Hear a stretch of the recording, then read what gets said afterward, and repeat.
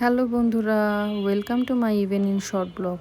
তোমরা আসলে বলতে পারো আমি প্রতিদিন কেন ইভিনিংয়ে ব্লগই দেই, কারণ আমার কাজগুলো শুরু হয় ইভিনিং থেকে। তো দুপুরে খাওয়া দাওয়ার পর একটু ঘুমিয়েছিলাম। তো ঘুম থেকে উঠে এই তো বারান্দা থেকে জামা কাপড়গুলো নিয়ে গাছে একটু জল দিলাম, যে পরিমাণ গরম পড়েছে।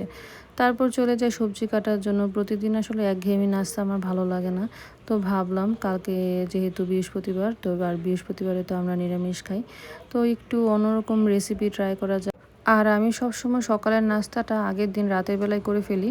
তাই এখানে কিছু সবজি কেটে আমি এটাকে ভাজি করব। আর আদা ফোড়ন দিয়ে নিলাম, আদা ফোড়ন দিয়ে তারপর সবজিগুলো দিয়ে লবণ দিয়ে একটু ঢাকা দিয়ে তারপর ভাজি ভাজি করব। এটার মধ্যে কিছু মশলাও আমি দিয়েছি। আর এখানে আমি একটু আদা চা খাবো, তাই আদা চায়ের সাথে কিছু মশলা আমি ভালো মতো থেতো করে নিলাম। আর এখানে সয়াবিন সিদ্ধ করছিলাম এই ভাজিটার মধ্যে দেওয়ার জন্য। কিছু গুঁড়া মশলা, সস আর কাঁচামরিচ আর নুডলস আর সয়াবিন দিয়ে এই সবজিটা আমি রেডি করেছিলাম।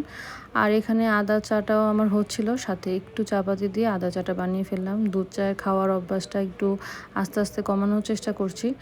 আর রুটির ডোটা আমি আগেই বানিয়ে রেস্টে রেখে দিয়েছিলাম। এখন এটাকে আমি রোলের মতো শেপ করে পুরটা মাঝখানে দিয়ে নিরামিষ সবজি রোল বানিয়ে নিলাম। আর এই নিরামিষ রোলটা না আমি নিরামিষ দোকানে দেখেছিলাম যে ওরা বানিয়ে বিক্রি করে, তো আমার কাছে খেতে অনেক ভালো লাগে, তাই আজকে নিজেই ট্রাই করলাম। আর কিছু রোল আমি বানিয়ে হালকা ফ্রাই করে রেখেছি সকালের নাস্তার জন্য, পরে সকালে ডিপ ফ্রাই করে দেন নাস্তা হিসেবে নেওয়া যাবে। তো আমার রোলটা তোমাদের কাছে কেমন লাগলো অবশ্যই কমেন্ট করে জানাবে।